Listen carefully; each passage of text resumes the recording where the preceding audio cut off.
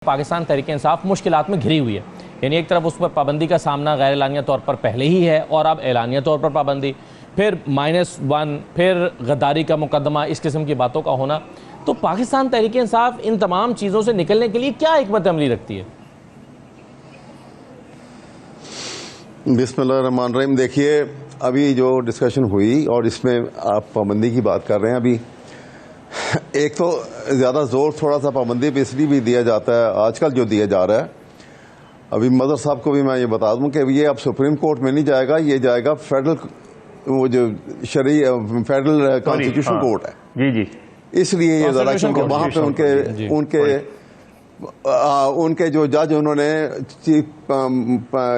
Prime minister ने जिन जजेस के ऊपर हाथ रख के उनको वहाँ का जज बना दिया, वो बैठे हुए वहाँ पर, इसलिए केस वहाँ पे लेके जाएंगे। ये तो ले जाएं। अगर इस तरह से ये मुल्क को ये सुकून ला सकते हैं कि लाके ये तजर्बा करके देखें। इस तजर्बे से आगे नुकसान हो चुका है हमारे पाकिस्तान को, कि जब ये मुल्क दो लख्त हो गया था। आपको याद है कि अयूब खान के ज़माने में अगरतला कॉन्स्पिरेसी केस बना था और वो केस फिर ख़त्म हुआ बाद में। फिर उसके बाद इलेक्शन आ गए, अयूब खान चले गए, मार्शल लॉ लग गया, याह्या खान इलेक्शन करवा दिए सारे मुल्क के अंदर, दोनों सूबों के अंदर, ईस्ट पाकिस्तान में, वेस्ट पाकिस्तान में। और उसके रिएक्शन के अंदर उसी मुजीबुर रहमान को 162 में से 160 सीटें मिल गई वहाँ पर। पॉपुलैरिटी का आलम ये हो गया। और फिर उसके बाद एक दूसरी गलती की यहाँ पे कि आपने एक छोटे यहाँ पे छोटी पार्टी जो उसके मुकाबले में बहुत थी, उसको साथ लगा के और वहाँ पे मिलिट्री एक्शन करवा दिया। तो खुदा के लिए ये गेम दोबारा मत खेलें। दोनों सूबों में आग लगी हुई है और ख़तरनाक तरीन इस वक्त सूरत हाल है। इंडिया वहाँ पर कोई वहाँ पे हॉकी मैच खेलने, क्रिकेट मैच खेलने तो नहीं जाता, वो पैसा लगा रहा है और उनको इस्तेमाल कर रहा है। और ख़तरनाक सूरत हाल है। यहाँ पे हमें फूंक के कदम रखना है और अपने इंटरनली कंसेंसस बिल्ड करके काम करना है। अगर इमरान खान के किसी बंदे ने वो जो ट्विटर अकाउंट है उसको मिसयूज किया या अब्यूज किया, इमरान खान ने तो नहीं किया ना, कि इमरान खान तो अंदर बैठा है, उसको तो पता भी नहीं क्या हो रहा है बाहर। मैं खुद मिल के आया हूं कई दफा, आप सब जानते हैं।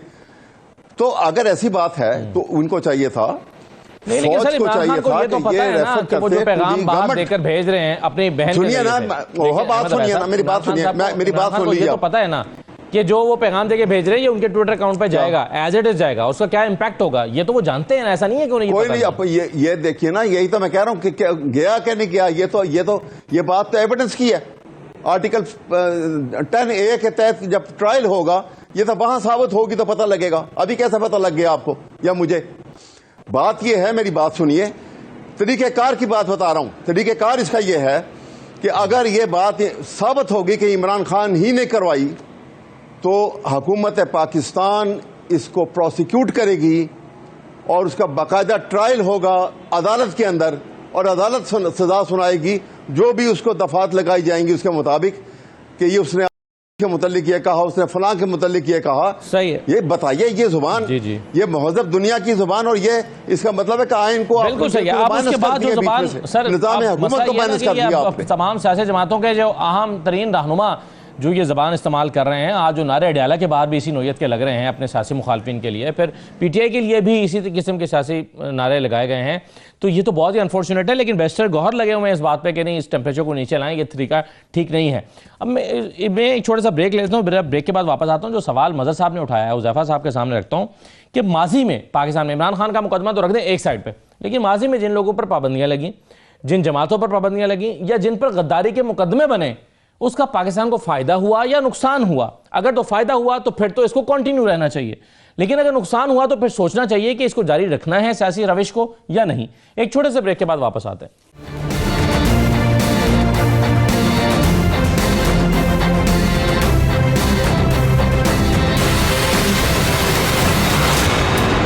ब्रेक के बाद आपको दोबारा खुशामदीद कहते हैं। हुज़ैफा रहमान साहब, जो सवाल मज़हर साहब ने उठाया, माजी में पाकिस्तान में कुछ जमातों पर पाबंदी भी लगाई गई, कुछ सियासी शख्सियात पर गद्दारी के मुकदमात भी बनाए गए, इसका पाकिस्तान को फ़ायदा हुआ या नुकसान हुआ?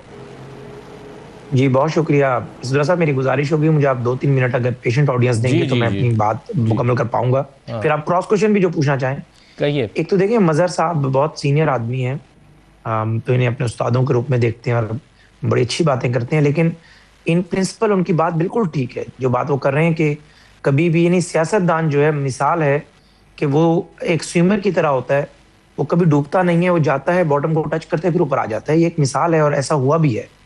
और दुनिया की तारीख आप उठा के देख लें, नेल्सन मंडेला या पाकिस्तान में मियां नवाज शरीफ, भुट्टो फैमिली या आसिफ जरदारी, किसी का नाम भी ले लें। लेकिन बात क्या है, डिफरेंस यहाँ पर क्या है? देखिए, जुल्फकार अली भुट्टो गए थे, पहली बात फातिमा जिन्ना से आप स्टार्ट करें। फातिमा जिन्ना को गद्दार कहा, उन्हें सिक्योरिटी थ्रेट कहा। फातिमा जिन्ना ने जवाब में ये नहीं कहा कि मेरी लड़ाई अयूब से है और अयूब का नुमाइंदा लाहौर में कोर कमांडर लाहौर है, मैंने इस पर हमला करना है। फातिमा जिन्ना ने अपनी बात जरूर की।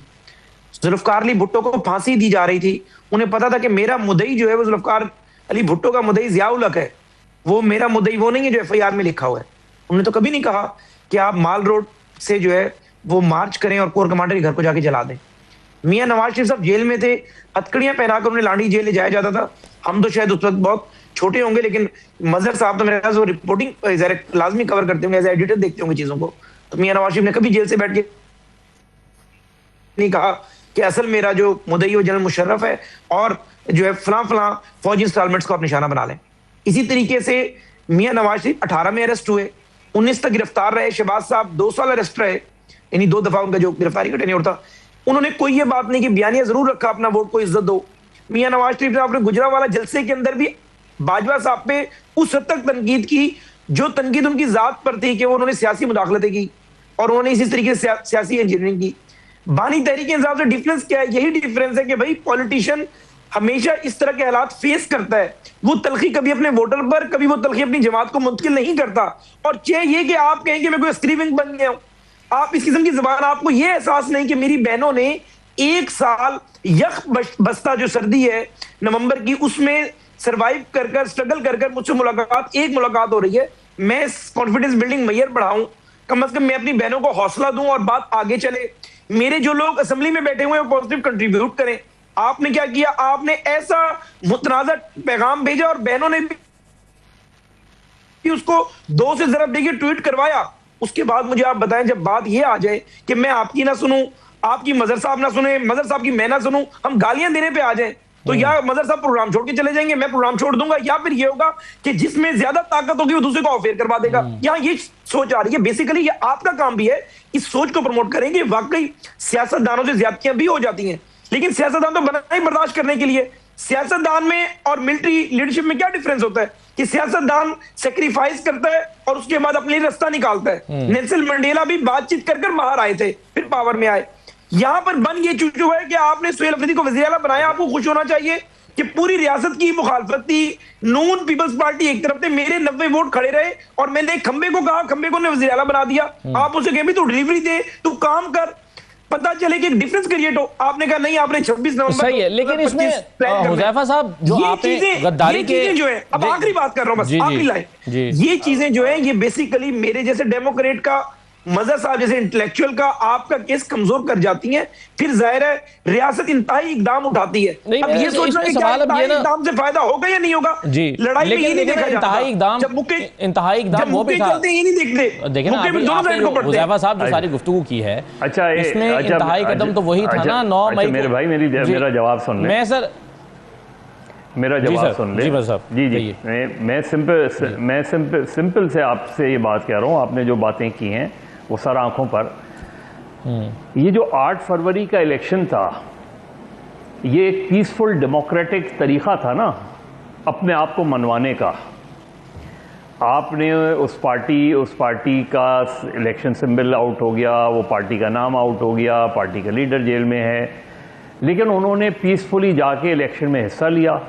इलेक्शन में हिस्सा लेके उन्होंने अपने उम्मीदवारों के हक में वोट दिया। आप मुझे छोड़ दें, आप इंटरनेशनल नेशनल ऑब्जर्वर्स उठा लें और देखें कि 8 फरवरी का, अगर 8 फरवरी का मैंडेट तस्लीम कर लिया जाता तो क्या सूरत हाल में तब्दीली नहीं होती। मैं इस पे रिस्पॉन्ड करता हूं। देखिए चीज सिंपल सी। आज आप दूसरी आपने MQM की बात की, अल्ताफ हुसैन की बात की। आप मुझे बताएं कि क्या MQM पर कानूनी तौर पे पाबंदी है? आप बताएं, क्या MQM लंदन के ऊपर कानूनी तौर पर कोई पाबंदी है? क्या वो कलअदम तंजीम है? दोनों चीजें नहीं पाबंदी है, खामोश पाबंदी लेकिन वो है। अपनी कोई पॉलिटिकल एक्ट, वो नहीं छोड़े ना खामोश को, कानूनी तौर पे तो कोई पाबंदी नहीं है ना, लेकिन वो अपनी कोई पॉलिटिकल एक्टिविटी नहीं कर सकते।